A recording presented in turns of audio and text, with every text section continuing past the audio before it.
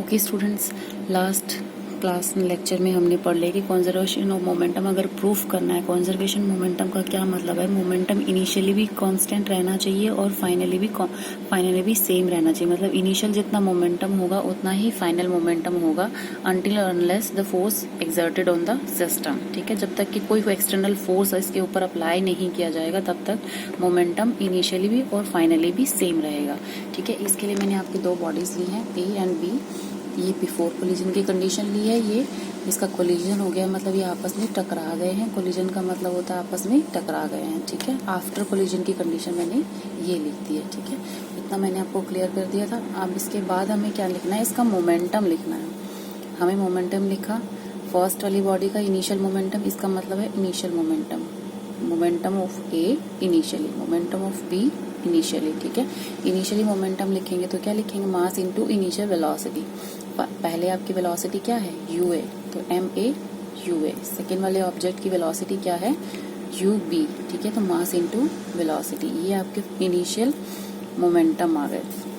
ठीक है, फाइनल के लिए लिखना चाहेंगे तो हम क्या लिखेंगे, पी ए फाइनल के लिए लिखेंगे, पी बी फाइनल के लिए। फाइनल मोमेंटम इसका लिखेंगे मास इनटू वेलोसिटी, इसकी क्या है, वी ए।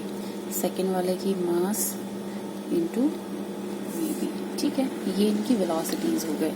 ठीक है, इनिशियल मोमेंटम, ये हो गए इनिशियल मोमेंटम,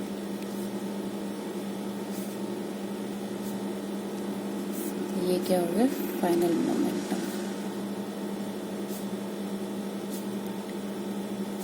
फाइनल मोमेंटम। ठीक है, ये इसका इनिशियल मोमेंटम हो गया, ये इसका फाइनल मोमेंटम हो गया। अब हमने क्या पढ़ा है कि rate of change of momentum, rate of change of momentum is directly proportional to force, external force applied. ठीक है, सेकेंड लॉ ऑफ मोशन हमने पढ़ा है। तो अगर हम rate of change of momentum लिखना चाहेंगे, इनिशियली आप ये समझो कि हमें यहाँ पे थर्ड लॉ का यूज करना है, थर्ड लॉ।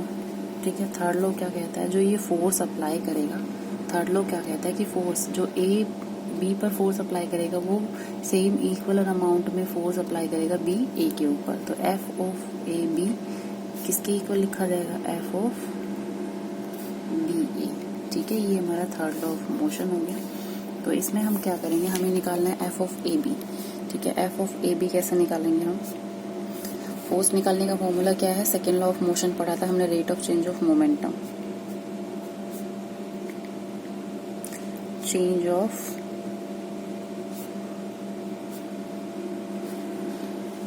momentum,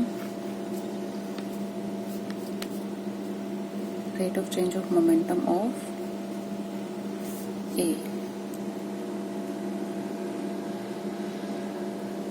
ठीक है, तो rate of change of momentum कैसे लिखेंगे हम, इनिशियली इसमें क्या होता है, फाइनल मोमेंटम,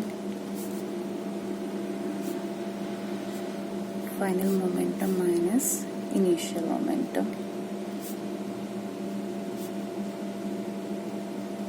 बॉडी ए में कितना चेंज आया है, rate of change of momentum, A ball के मोमेंटम में कितना चेंज आया है हमारा, एम ए वी बी माइनस एम ए यू बी।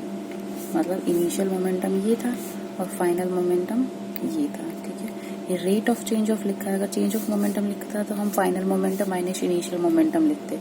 अगर रेट ऑफ चेंज ऑफ लिखा है तो इसको डिवाइड करेंगे हम टी से। ठीक है, अब हमारी वैल्यू क्या है, m A v B minus m A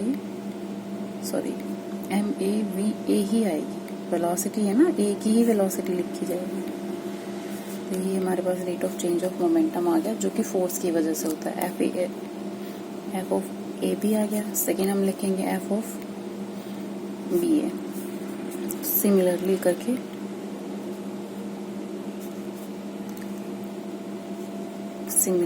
F of B A equals to m B v B minus m B u b divided by t.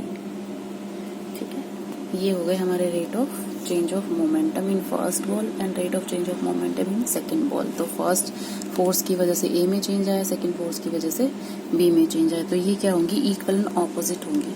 ठीक है, तो इसमें क्या लिखेंगे हम, थर्ड लॉ के according F of A B which is equals to F of B A minus, अब इनकी वैल्यू सब्सटीट्यूट कर दो, m A v A minus m A u A divided by t which is equals to m B v v minus m B u B, ठीक, divided by t, t से भी cancel हो जाएंगे यहाँ पे, तो हम लिख सकते हैं m A v A m A u A equals to m B v B minus m B u B, ठीक है।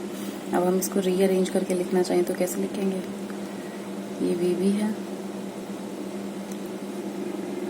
इसमें एक टर्म और में ऐड करनी है हमें माइनस, ठीक है, ये माइनस की टर्म में यहाँ पे रह गई है, तो ये वाला माइनस हो जाएगा और ये वाला क्या हो जाएगा, प्लस हो जाएगा। तो इस वाली वैल्यू को हम इधर लेके आएंगे, इसको इधर लेके जाएंगे, m A v A plus m B v B equals to m A u A plus m B u B. ये हमारा क्या प्रूफ हो गया, ये हमारा फाइनल मोमेंटम है दोनों जो बॉल्स का है, ये हमारा क्या है इनिशियल मोमेंटम। तो ये प्रूफ हो गया कि दोनों इक्वल होते हैं, इक्वल होते हैं मतलब कंजर्व्ड क्वांटिटीज होते हैं,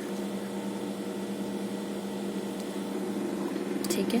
सेम हमने करना है कंजर्वेशन के लिए, हमने प्रूफ कर दिया कि कंजर्वेशन ऑफ मोमेंटम क्या होता है, ये मोमेंटम ही हो गया, ये फाइनल मोमेंटम हो गया ए और बी का कॉम्बिनेशन का, और ये इनिशियल मोमेंटम हो गया ए और बी की कॉम्बिनेशन का। एक सिस्टम क्या होता है, सिस्टम होता है कंप्लीट ए और बी का कंप्लीटली सिस्टम, ए और बी को हम एक सिस्टम मानेंगे, यहाँ पर भी हम ए और बी को एक सिस्टम कंप्लीट सिस्टम मानेंगे। सेकेंड वाला जो लास्ट में है आफ्टर कोलिजन, उसमें भी हम ए और बी का सिस्टम लेंगे। तो हमें इस कंजर्वेशन ऑफ मोमेंटम में क्या प्रूफ करना था कि जो initial momentum of the system equals to final momentum of the system, ठीक है, जो कि हमने प्रूफ कर दिया with the help of third law of motion, ठीक है। इसके बाद हम इसके कुछ एग्जांपल्स करेंगे, आपके एक्सरसाइज में कुछ एग्जांपल्स दिए हुए हैं, इसमें अगर कोई आपको डाउट हो तो मुझे प्लीज मैसेज करके कॉल करके आप पूछ सकते हो। Thank you.